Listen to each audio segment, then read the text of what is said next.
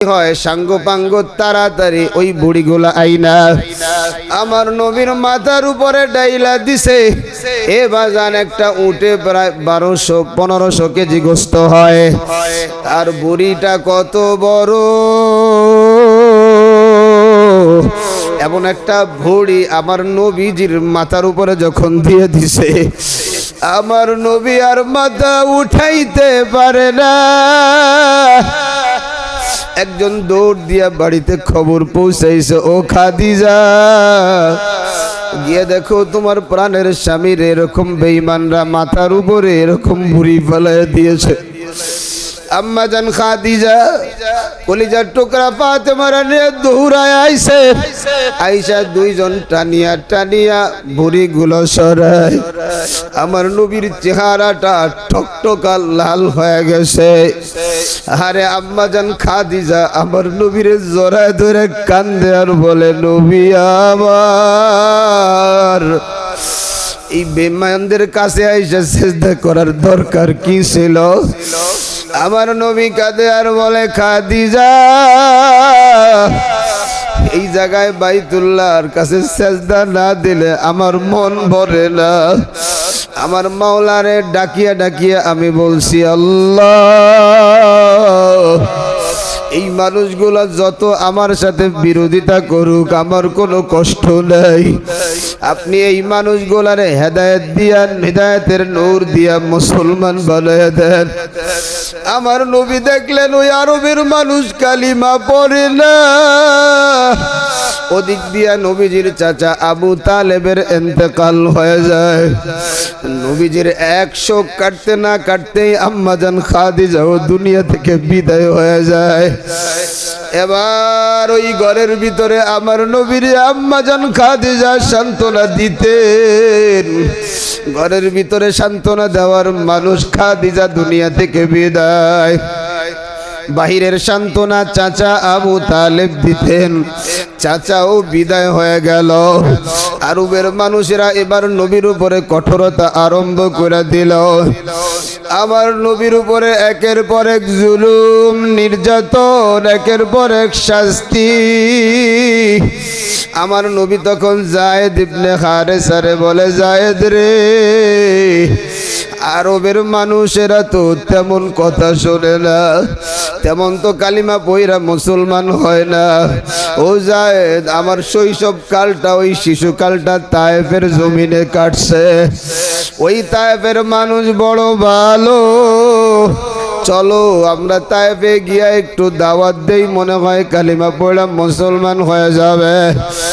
আমার নবী তায়েফে গিয়া একটা পাহাড়ে উঠিয়া তায়েফের মানুষগুলারে এক এক করে সবাইরে ডাইকা হাজির করছে। এমন সময় ডাক দিয়া কয়, ও তায়েফের মানুষেরা শোনো, আমি হলাম মোহাম্মদ ইবনে আব্দুল্লাহ, আমার বাড়ি ওই আরবের জমিনে। আমার আল্লাহ আমারে নবুয়ত দান করছে, ওই আল্লাহ তোমাদেরকে কালিমার দাওয়াত দিতে বলছে। এক আল্লাহকে মানো, মূর্তি পূজা অগ্নি পূজা ছাড়ো। আল্লাহরে মানিয়া যদি আমার মাওলার পাগল না হইয়া মরো, মরতে দেরি ওই জাহান্নামের আগুনের জ্বলতে দেরি হবে না। তায়েফবাসীরা বুঝতে পারল এটা সত্য নবী, কিন্তু উপরের কয়েকজন নেতারা ছোট্ট ছোট্ট বাচ্চাগুলোরে লেলায় দিল, এই লোকটা পাগল, এই লোকটাদের পাথর মারিয়া তোমরা এলাকা থেকে তাড়াইয়া দাও। বলতে দেরি ছোট্ট ছোট্ট বাচ্চাগুলা বোঝে না। আমার নবীর চেহারার মধ্যে বৃষ্টির মতো পাথর বর্ষণ করা আরম্ভ করিয়া দেয়। আমার নবীও কাঁদে, হযরতে যায়েদ ও কাঁদে। যেই জায়গা থেকে পাথর আসে ওই জায়গায় যায়েদ রাদিয়াল্লাহু তাআলা আনহু দাঁড়ায় যায়। এক পর্যায়ে চতুর্দিক দিয়া পোলাপানগুলো আমার নবীরে ঘিরে ধরছে। এ বাজান চতুর্দিক দিয়ে যখন পাথরের আঘাত, একটা পাথর গিয়া যখন এই কপালের কাছে লাগছে, আমার নবীর কপালের এই জায়গা দিয়া পিনকি মাইরা রক্ত বাহির হওয়া আরম্ভ করছে। আমার নবী ডাক দিয়া কহে যায়, এক ফোঁটা রক্ত যেন জমিনে না পড়ে। হযরতে যায়েদ রাদিয়াল্লাহু তাআলা নিজের জামাটা খুলে নবীজির যেই যেই জায়গা দিয়া রক্ত বাহির হয়, রক্তগুলো নিজের জামা দিয়ে পুষে দেয়। এবাজান 3 কিলোমিটার পথ আমার নবীরে পাথর মারছে। যেই নবীর শরীরে মশা কোনোদিন বসে নাই, যেই নবীর শরীরে একটা মাছি কোনোদিন বসে নাই, আমার নবীরে রক্তাক্ত করে পালাইছে। আমার নবী আস্তে আস্তে দুর্বল হয়ে গেছে। দুর্বল হয়ে দেখে পাশে একটা আঙ্গুরের বাগান। ওই বাগানে আমার নবী যায়েদ নিয়ে ঢুকছে। ঢোকার সাথে সাথে আমার নবী বেহুশ হয়ে গেছে। আমার নবীর শরীরের রক্তগুলা শরীরটা বে বে বে বে পা মুবারকের সাথে জুতাটা লেগে গেছে। কেউ বলেছে 9 তারিখ, কেউ বলেছে 11 তারিখ, কেউ বলেছে 12 তারিখ, কেউ বলেছে 15 তারিখ, কিন্তু 12ই রবিউল আউয়ালে আমার নবী দুনিয়া থেকে বিদায় হয়েছেন। এ ব্যাপারে কোনো সন্দেহ নাই। কথা কোন ঠিক না বেঠে? তাইলে নবীজির আগমনে যদি এরা খুশি হয়, মাইনে নিলাম 5 মিনিট খুশি, তাহলে আরো 5 মিনিট কান্দা লাগবে। কথা কোন? কারণ নবীজি যখন ইন্তেকাল করেন, এ সংবাদ যখন ছড়ায় গেল মদিনার ভিতরে, হযরতে ওমরের মতো একজন সাহাবী তরবারি বের করে কইছে, যে বলবে নবীজি ইন্তেকাল করছে ওর কল্লা আলাদা করে দেব। নবীজির ব্যাপারে কি অগাধ ভালোবাসা ছিল। হযরতে ফাতেমা রাদিয়াল্লাহু তাআলা আনহা নবীজির ইন্তেকালের পরে 6 মাস বেঁচে ছিলেন। সব সময় তার গাল দিয়ে কলিজা পোড়ার গন্ধ বাহির হইতো। আল্লাহু আকবার! নবীজির বেদনায় এরা কতটা ব্যথিত হয়েছে। আর তুমি এখন এসে এই যে মিলাদুন নবী নাম দিয়া ভান্দ্রামিয়ার বাটপারি শুরু করেছ। কথা কন ঠিক না বেঠিক? বাজান, মুসলমানের ঈদ হলো 2টা। কয়টা? ঈদুল আজহা, ঈদুল ফিতর, 2টা ঈদ। ঈদে মিলাদুন নবী কোনো ঈদ না, এটা হলো ওই শয়তানদের বানানো একটা পূজা। ঠিক কিনা বলেন? দেখেন, যদি 12ই রবিউল আউয়াল উদযাপনের দিন হইতো তো নবী নিজেই তো নিজের দিনে বলতেন, এই 12ই রবিউল আউয়ালে আমি এসেছি, তোমরা আনন্দ উদযাপন করো। সাহাবা একরাম করতো কি করতো না? একটু জোরে কর। করতেন। কিন্তু দেখা গেল যে না, 12ই রবিউল আউয়ালে না, সাহাবা একরামও করেন নাই। সাহাবা একরামের পরের যুগ তাবেঈন, তারপরের যুগ তাবেঈন, তারপরের যুগ আইয়ামে মুজতাহিদিন, কেউ করেন নাই। হযরতে ইমামে আজম আবু হানিফা, ইমামে শাফি, ইমাম আহমদ ইবনে হাম্বল, ইমামে মালিক কেউ করেন নাই। ইমামে বুখারী, ইমামে মুসলিম, ইমামে তিরমিজি, ইমামে নাসাই, ইমামে ইবনে মাজা, তারাও কেউ করলো না। নবীজির ইন্তেকালের পরে 604 হিজরিতে বাদশাহ মুজাফফর ইবনে আবু সাঈদ কাউকরি, তিনি অত্যন্ত অপচয় প্রবণ হয়ে তিনি খ্রিস্টানরা ঈসা নবীর জন্মদিন পালন করে, তাই তিনি চিন্তা করলেন আমি আমাদের নবী মুহাম্মদের জন্মদিন পালন করব। তখন তিনি সুকৌশলে একজন বাজারি আলেমদেরকে দিয়ে এই জশ্নে জুলুস ঈদে মিলাদুন নবী চালু করে। জোরে কোন নাউজুবিল্লাহ। যেটা অনুসরণ করছে কারে? খ্রিস্টানরে। কারে কারে অনুসরণ করছে? খ্রিস্টানকে। তাই ইসলাম ধর্ম মানার জন্য অন্য কোন ধর্মকে অনুসরণ করা জায়েজ আছে? কারণ ইসলামের ব্যাপারে আল্লাহ রাব্বুল আলামিন জানায় দেয়, আল ইয়াউমা আকমালতু লাকুম দীনাকুম ওয়া আতমামতু আলাইকুম নি'মাতি ওয়া রাদিতু লাকুমুল ইসলাম দীনা। ইসলামকে পরিপূর্ণ করে দিয়েছেন যিনি, তিনি কে? একটু জোরে বলেন কে? তাহলে আমরা আরেক জায়গা থেকে আবার ভাড়া করে আনবো কেন? তাহলে আমরা বুঝতে পারলাম নিতান্তই এটা একটা বাটপারীদের কাজ, ঠিক কিনা বলেন? আশিকে রাসূল তো এই দিন তার মন ব্যথিত থাকবে যে একজন মহা মানুষকে আমরা পেয়েছিলাম, 12ই রবিউল আউয়ালে তিনি চলে গেছেন। আল্লাহ, আমি তার একজন নগণ্য উম্মত হিসাবে আমি যেন খাঁটি নবীর আশিক একজন হতে পারি, তৌফিক দিও, ঠিক কিনা বলেন?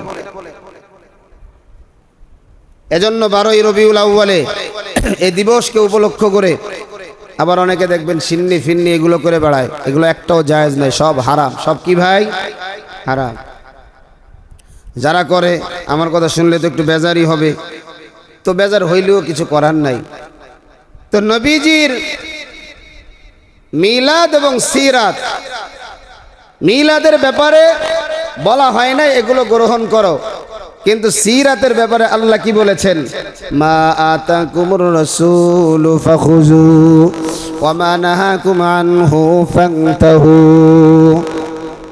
এ আমার বান্দা বান্দিরা, আমার নবী তোমাদের জন্য যা নিয়ে আসছে ওই জিনিসগুলা তোমরা গ্রহণ করো, আর যেগুলো থেকে তোমাদেরকে বিরত থাকতে বলে ওইগুলা থেকে তুমি বিরত থাকো। আমার মায়ার নবী, কারণ নবীজির দরজা বন্ধ। আমার নবী জানায়া দেয়, আনা খাতামুন নবিয়্যিন লা নাবিয়্যা বাদি। আমি শেষ নবী, আমার পরে কোনো নবী আসবে না। এবার নবীজির যেই 4টা মিশন ছিল বাবা, 1 নাম্বার মিশন হলো দাওয়াত, 2 নাম্বার মিশন হলো তালিম, 3 নাম্বার মিশন হলো তাজকিয়া নফস, 4 নাম্বার মিশন হলো জিহাদ ফি সাবিলিল্লাহ। এবার বাজান, যেই তরিকার মধ্যে এই 4টা কাজ আপনি পাবেন, ওই তরিকাটারে আপনি শক্ত করে মজবুত করে ধরবেন। কারণ আমার নবী জানায় দেয়, আমার উম্মতের মধ্যে 73টা দল হবে। জোরে কোন কয় দল? 73টা দল হবে। শুধু একটা দল জান্নাতি, বাকি সব দল চইলা যাবে জাহান্নামী। সাহাবায়ে কেরাম প্রশ্ন করেন, নবী আমার, একটা দল যে জান্নাতে যাবে ওই দলটা কারা? নবী আমার জানায়া দেয়, মা আনা আলাইহি ওয়া আসহাবি। যারা আমি এবং আমার সাহাবাদের আদর্শ গ্রহণ করছে। ও বাজান, নবীওয়ালা কাজের ভিতরে এই 4টা কাজ আছে। যেই পীরের কাছে দেখবেন এই 4 কাজ নিয়ে চলে, ওই পীরের রশিটা মজবুত করে ধরে না। বাজান, পীর মানে তো উস্তাদ, বাজান মুর্শিদ মানে তো উস্তাদ। এ বাজান, এটা অন্য কিছু না। অনেকে বলে যে এই পীরের দরবারে পীর মানে হলো ভণ্ড। এই কথাটা সম্পূর্ণ মিথ্যা। কারণ পীরের ভিতরে খারাপ আছে না নাই? কথা বলেন, আছে না নাই? আলেমের ভিতরে খারাপ আছে না নাই? অভাব নাই। কেউ বাজারি আছে, কেউ দরবারি, কেউ তরকারি, বাজান সব কিছু কিন্তু আছে। এজন্য এই জিনিসগুলো অবশ্যই খেয়াল করবেন। আমার নবীজির 1 নাম্বার কাজ হলো, 1 নাম্বার মিশন ছিল দাওয়াত দেওয়া। 1 নাম্বার মিশন কি? দাওয়াত। কোন পথে দাওয়াত? একমাত্র আমার আল্লাহর পথে দাওয়াত। নবীজি বলেছেন, ইয়া আইয়ুহান নাস কুলু লা ইলাহা ইল্লাল্লাহ তুফলিহুন। ও লোক সকল, যারা পড়বা লা ইলাহা ইল্লাল্লাহ তারাই সফল কাম হয়ে যাইবা। জোরে জোরে কোন সুবহানাল্লাহ। আমার মায়ার নবী যেদিন নবুয়ত পাইয়া যায়, আরে জিবরাইল আমার নবীরে এক এক করে 3টা চাপ মারে। আমার নবী ভয়ে শরীরে জ্বর চলে আসে। আমার নবী আম্মাজান খাদিজার কাছে গিয়া বলে, খাদিজা জাম্মিলুনি জাম্মিলুনি, ও খাদিজা আমারে তাড়াতাড়ি কম্বল দিয়া ঢাইকা দাও। ইয়া রাসূলুল্লাহ এ ডাক দিয়া বলে, প্রাণের স্বামী রে, আপনার চেহারার ভিতরে কেমন যেন ভয়ের ছাপ দেখা যায়, কারণটা কি? এমন সময় নবী আমার ডাক দিয়া কয়, খাদিজা আজকে যেই গর্তের ভিতরে আমি প্রতিদিন ধ্যানে মগ্ন হই, আজকে ওই জায়গায় দেখছি বিশাল আকৃতির একজন অদৃশ্য মানুষ আইসা হাজিরা। মানুষের আকৃতিতে বলছে আমি জিব্রাইল। আইসা আমারে এক এক করে 3টা চাপ দিছে। আমার বড় ভয় হয় এই জ্বরে আক্রান্ত হইয়া আমি মনে হয় মারা যাব। এমন সময় এই কথাটা শুনিয়া আম্মাজান হাসে, মুস্কি মুস্কি হাসে। নবী আমার ডাক দিয়ে বলে, খাদিজা আমার অন্তরে ভয় হয়, আয় তুমি মুস্কি মুস্কি হাসো। খাদিজা ডাক দিয়া বলে, ইয়া রাসূলুল্লাহ ইয়া হাবিবাল্লাহ, আজকে তো আপনি আল্লাহর পক্ষ থেকে নবুয়ত প্রাপ্ত হইয়া নবী হয়ে গেছেন। সুবহানাল্লাহ। এবার নবীজি ডাক দিয়া কয়, খাদিজা তাহলে তুমি কালিমা পড়ে মুসলমান হয়ে যাও। সর্বপ্রথম খাদিজা কালিমা পড়ে মুসলমান হয়ে গেলেন। সুবহানাল্লাহ। কিন্তু নবীজি এখনো ইসলাম প্রচার করতে গিয়া প্রকাশ্যের অনুমতি পায় নাই। নবীজি এবার গোপনে গোপনে দাওয়াত। 1 নাম্বার মহিলাদের মধ্যে মুসলমান হলো আম্মাজান খাদিজা। এবার আবু বকর রে নবী পাইছে, ডাক দিয়া বলে, আবু বকর আল্লাহ পাক তো আমারে নবুয়ত দান করছে। আবু বকর ডাক দিয়া বলে, ইয়া রাসূলুল্লাহ তাড়াতাড়ি আমারে কালিমা পড়াইয়া মুসলমান বানায়া দেন। জোরে জোরে কোন সুবহানাল্লাহ। নবী ডাক দিয়া বলে, আবু বকর আমি যে নবী হইলাম, আমার নবুয়তের কোনো প্রমাণ তো তুমি নিলা না। আবু বকর ডাক দিয়া কয়, নবী আমার ওই যে সিরিয়ার জমিনে একটা সফরে আপনিও ছিলেন আমিও ছিলাম, আমি তাকায় তাকায় দেখছি আপনি রাস্তা দিয়ে যখন হাঁটছেন 2 পাশের গাছগুলো আপনাকে সেজদা দেয়। একটু জোরে কর না সুবহানাল্লাহ। নবীজির মিশন হলো একটা, এবার দাওয়াত, গোপনে দাওয়াত, প্রকাশ্যে দাওয়াত না। বাজান এইভাবে দাওয়াতি কার্যক্রম চলতেছে। যতই প্রকাশ্যে থাকুক গোপনে থাকুক কিন্তু প্রকাশ হয়ে যায়। আবু জাহেল, উতবা, শাইবা, ওলীদ ইবনে মুগীরা এদের মধ্যে পেরেশানি শুরু হয়ে গেল। মুহাম্মদ বাপ দাদার ধর্ম সাইরা মুহাম্মদ এবার নিজের ধর্ম প্রমোট করতেছে। নবী আমার চিন্তা করলেন, আমি যে নবী হইছি, এই নবী তো আমি যে নবী হইছি সকলকে জানানোর দরকার। নবী এবার কি করলেন, পাহাড়ে কুবাইস ওই পাহাড়ের উপরে সকলকে ডাকলেন। কারণ আগেকার নিয়ম ছিল একটা ঘোষণা, গুরুত্বপূর্ণ ঘোষণা দেওয়ার জন্য পাহাড়ের উপরে ওইটা ঘোষণা করত, আর সব মানুষগুলা নিচে দাঁড়াইয়া ঘোষণা শুনত। নবীজি এবার দাঁড়ায় বলে, ও আমার মক্কা নগরীর মানুষ, আমার নাম আল আমিন উপাধি আমি দেই নাই, আপনারা দিয়েছেন।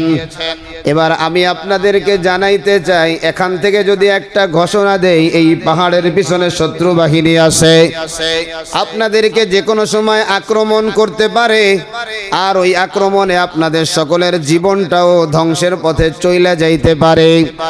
তাহলে আমার এই কথাটা কি আপনারা বিশ্বাস করবেন? সব মানুষগুলা এক বাক্যে বলল, মুহাম্মদ কোনোদিন মিথ্যা কথা বলে নাই, তুমি কোনোদিন মিথ্যা কথা বলো নাই, আজকে যদি তুমি বলো আমরা এক কথায় মেনে নিব। আমার নবী তখন দিলটাকে নরম করিয়া নিজের রক্তের চাচা ভাই, ভাইয়ের বেটা, আত্মীয় স্বজন, এলাকার প্রতিবেশী ডাক দিয়া বলে, ও আল্লাহর গোলামেরা, আমি তো দেখতেছি মরণের পরেই ধাউ ধাউ করে আগুন, তোমাদের জন্য জাহান্নামের আগুনগুলো জ্বলতেছে, তাড়াতাড়ি কালিমাটা পড়িয়া নাও। আমি আল্লাহর প্রেরিত রাসূল মুহাম্মদ, কালিমাটা যদি পড়িয়া যাইতে পারো, কালিমা পড়তে দেরি হয়, জান্নাতি মানুষ হইতে দেরি হয় না। জোরে জোরে কোন সুবহানাল্লাহ।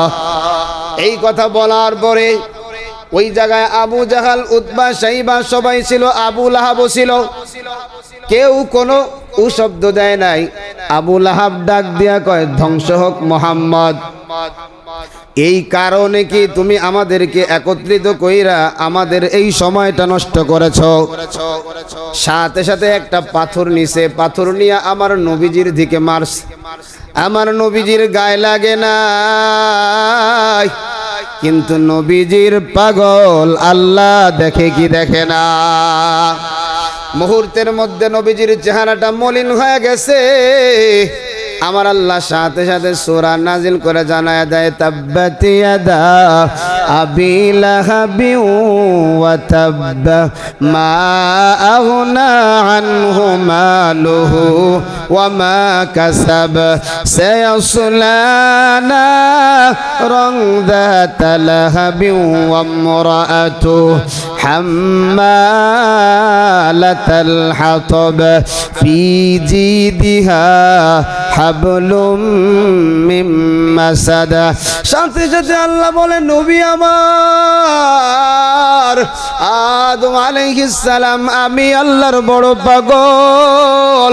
হযরতে নূহ আলাইহিস সালাম, আমি আল্লাহর বড় পাগল। হযরতে মূসা আলাইহিস সালাম, আমি মাওলার বড় পাগল।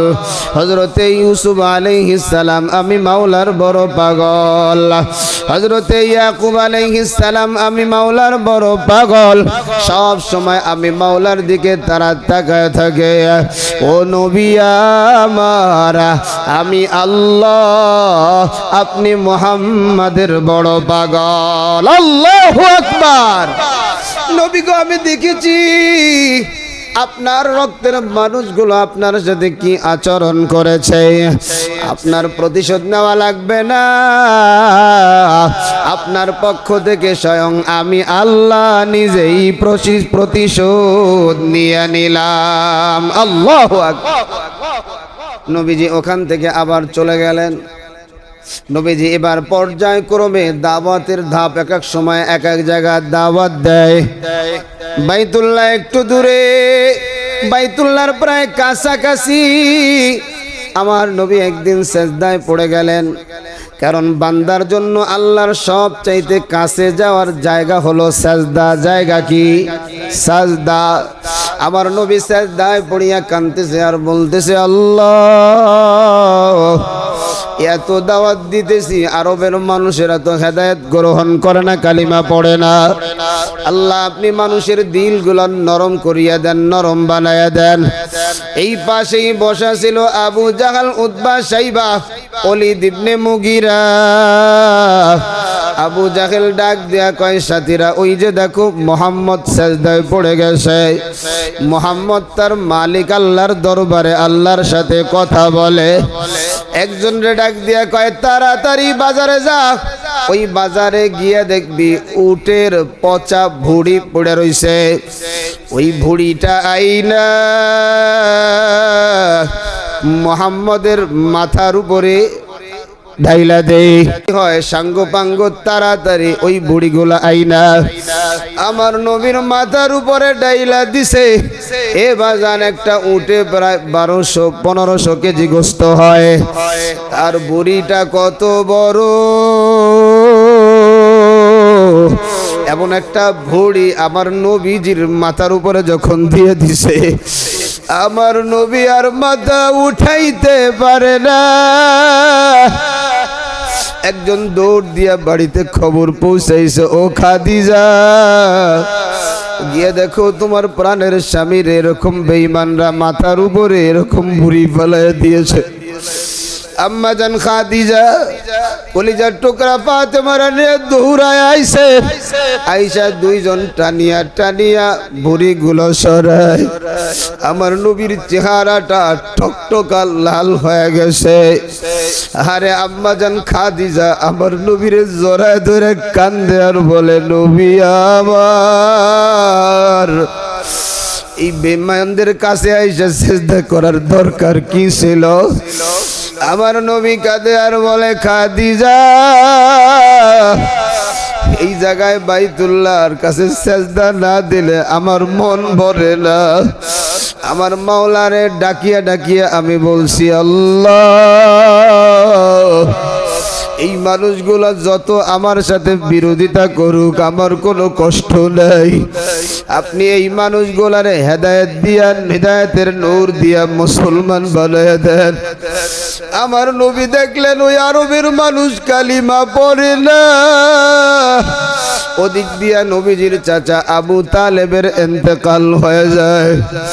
নবীজির 100 কাটতে না কাটতেই আম্মা জান খাদিজাও দুনিয়া থেকে বিদায় হয়ে যায়। এবার ওই ঘরের ভিতরে আমার নবীর আম্মা জান খাদিজা সান্ত্বনা দিতেন। ঘরের ভিতরে সান্ত্বনা দেওয়ার মানুষ খাদিজা দুনিয়া থেকে বিদায়। বাহিরের সান্ত্বনা চাচা আবু তালেব দিতেন, চাচাও বিদায় হয়ে গেল। আরবের মানুষেরা এবার নবীর উপরে কঠোরতা আরম্ভ করে দিল। আমার নবীর উপরে একের পর এক জুলুম নির্যাতন, একের পর এক শাস্তি। আমার নবী তখন যায়েদ ইবনে হারেসারে বলে, যায়েদ রে, আরবের মানুষেরা তো তেমন কথা শোনে না, তেমন তো কালিমা পয়রা মুসলমান হয় না। ও যায়েদ, আমার শৈশব কালটা, ওই শিশুকালটা তায়েফের জমিনে কাটছে। ওই তায়েফের মানুষ বড় ভালো, চলো আমরা তায়েফে গিয়া একটু দাওয়াত দেই, মনে হয় কালিমা পড়া মুসলমান হয়ে যাবে। আমার নবী তায়েফে গিয়া একটা পাহাড়ে উঠিয়া তায়েফের মানুষগুলারে এক এক করে সবাইরে ডাইকা হাজির করছে। এমন সময় ডাক দিয়া কয়, ও তায়েফের মানুষেরা শোনো, আমি হলাম মোহাম্মদ ইবনে আব্দুল্লাহ, আমার বাড়ি ওই আরবের জমিনে। আমার আল্লাহ আমারে নবুয়ত দান করছে, ওই আল্লাহ তোমাদেরকে কালিমার দাওয়াত দিতে বলছে। এক আল্লাহকে মানো, মূর্তি পূজা অগ্নি পূজা ছাড়ো। আল্লাহরে মানিয়া যদি আমার মাওলার পাগল না হইয়া মরো, মরতে দেরি ওই জাহান্নামের আগুনের জ্বলতে দেরি হবে না। তায়েফবাসীরা বুঝতে পারল এটা সত্য নবী, কিন্তু উপরের কয়েকজন নেতারা ছোট্ট ছোট্ট বাচ্চাগুলোরে লেলায় দিল, এই লোকটা পাগল, এই লোকটাদের পাথর মারিয়া তোমরা এলাকা থেকে তাড়াইয়া দাও। বলতে দেরি ছোট্ট ছোট্ট বাচ্চাগুলা বোঝে না। আমার নবীর চেহারার মধ্যে বৃষ্টির মতো পাথর বর্ষণ করা আরম্ভ করিয়া দেয়। আমার নবীও কাঁদে, হযরতে যায়েদ ও কাঁদে। যেই জায়গা থেকে পাথর আসে ওই জায়গায় যায়েদ রাদিয়াল্লাহু তাআলা আনহু দাঁড়ায় যায়। এক পর্যায়ে চতুর্দিক দিয়া পোলাপানগুলো আমার নবীরে ঘিরে ধরছে। এ বাজান, চতুর্দিক দিয়া যখন পাথরের আঘাত, একটা পাথর গিয়া যখন এই কপালের কাছে লাগছে, আমার নবীর কপালের এই জায়গা দিয়া পিনকি মাইরা রক্ত বাহির হওয়া আরম্ভ করছে। আমার নবী ডাক দিয়া কহে যায়, এক ফোঁটা রক্ত যেন জমিনে না পড়ে।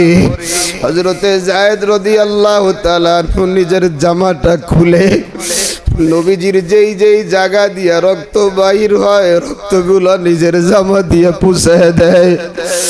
এ বাজান 3 কিলোমিটার পথ আমার নবীরে পাথর মারছে।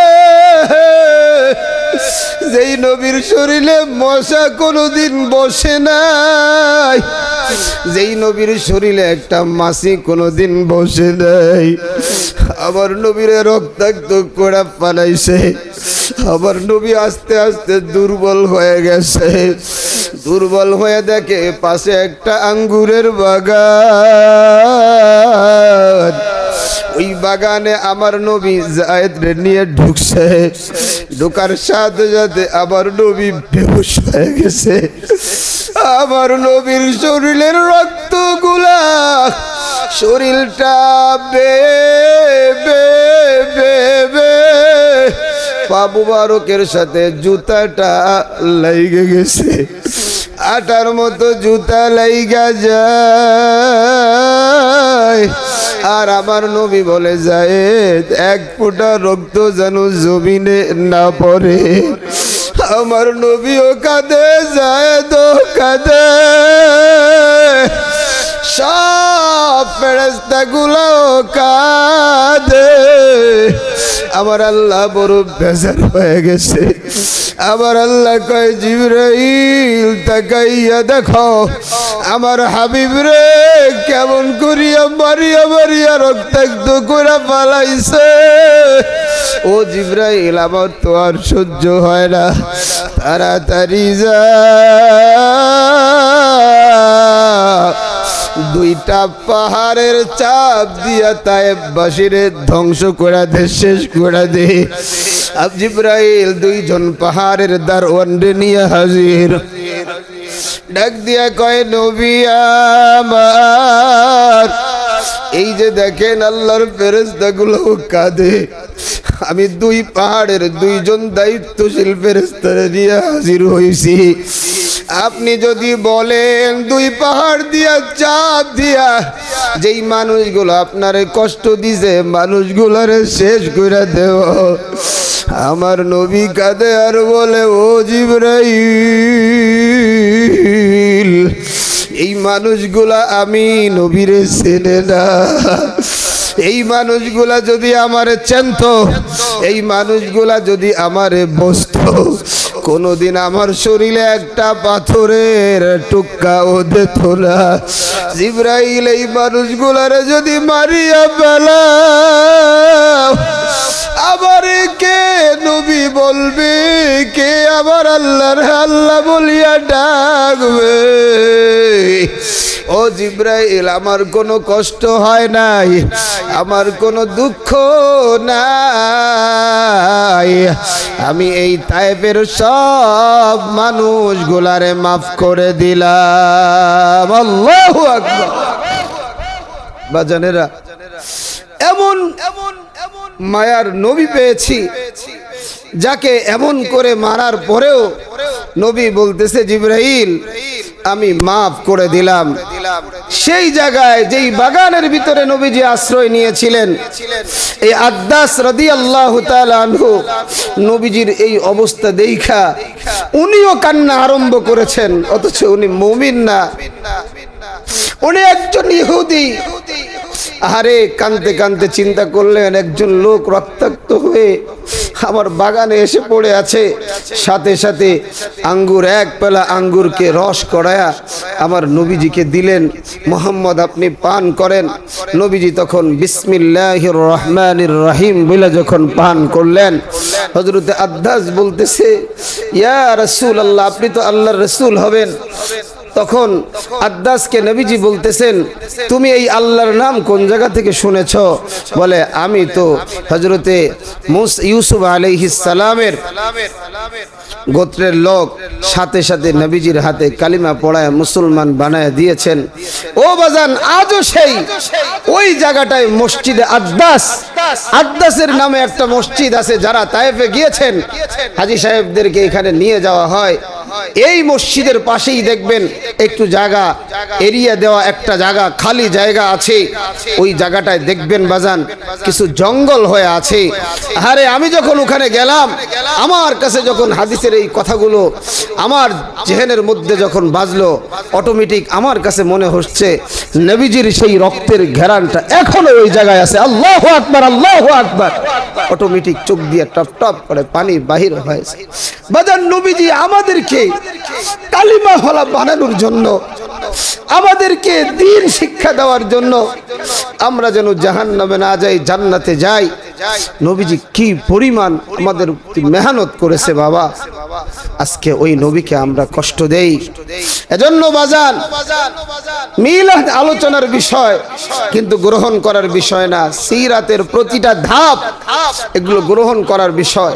যে আমার নবীজি দ্বীন প্রচারে কত কষ্ট করেছেন, আমি তার একজন খাঁটি উম্মত হিসাবে, তার একজন আশেক হিসাবে আমি আসলে কতটুকু করতেছি। আমি যে বারবার আপনাদেরকে বলি, বাজান বাসা থেকে বাহির হইছেন, রাস্তার দুপাশে মানুষগুলো আছে, একটু নামাজের দাওয়াতটা দেন না। আপনার কারণে যদি দুইজন ব্যক্তি এসে নামাজে দাঁড়ায় যায়, দুইজন ব্যক্তি যদি কালিমাওয়ালা হয়ে যায়, দুইজন ব্যক্তি যদি 5 ওয়াক্ত নামাজি হয়ে যায়, তার নামাজ কবুল হোক আর না হোক, আপনার আমল নামায় আল্লাহ পাক কবুল নামাজের সওয়াব দিয়ে দিবে। সুবহানাল্লাহ। এজন্য বাজান, এই সিরাতের মাসে আমরা ওয়াদাবদ্ধ হয়ে যাই, যেই নবী এত কষ্ট আমাদের জন্য করেছেন একমাত্র আমাদেরকে জান্নাতে নেওয়ার জন্য। আরে নবীজি তো এমন করতেন, একজন ইহুদি মারা গেছে, তার লাশ এরকম নিয়ে যাওয়া হচ্ছে, নবীজি দাঁড়ায় দাঁড়ায় কাঁদতেন যে আমি নবী থাকার পরে, আরে আমি নবী আরবে থাকার পরে আরবের একটা মানুষ জাহান্নামী হয়ে গেল, আগুনের লাকড়ি হয়ে গেল। নবীজির মধ্যে কি দরদ ছিলেন! নবীজি আবু জাহেলের মতো একজন বেঈমান, সব সময় যে নবীজিকে মারতে চাইতো, নবীজিকে হত্যা করতে চাইতো, এই আবু জাহেলকেও তো নবীজি প্রায় 350 650 বার পর্যন্ত আবু জাহেলকে দাওয়াত দিয়েছে বাজান। এজন্য ইনশাআল্লাহ আমরাও মানুষগুলারে কালিমাওয়ালা বানানোর জন্যে, এক আল্লাহর গোলাম বানানোর জন্য চেষ্টা করব। রাজি আছি সবাই? আল্লাহ রাব্বুল আলামিন আমাদেরকে যতটুকু কথা শুনলাম, নবীর প্রেম আমাদের অন্তরে বদ্ধমূল করে দেন, পড়ি আমিন। বাজান, এ মাসে আরো কমপক্ষে 2টা জুমা ইশকে নবী নিয়ে আলোচনা হবে, নবীজির মোহাব্বত, আজকে আরো 2টা জুমা আলোচনা হবে। পর্যায়ক্রমে আলোচনা করলে তো বাজান এক আলোচনা দিয়ে নবীজির খালি জীবনী দিয়েই গোটা জীবন চালানো যায়, কিন্তু মূল কিছু বিষয় আলোচনার অংশ আমি আপনাদের সামনে তুলে ধরতেছি, যাতে হৃদয়ের মধ্যে নবীজির প্রেম জাগ্রত হয়, নবীজির ভালোবাসা জাগ্রত হয়। কোন নবীর উম্মত আমরা? উম্মত হলাম কোন নবী? আমার নবী কি করেছেন আর আমি কি করতেছি? সেজন্য বাজান, নবী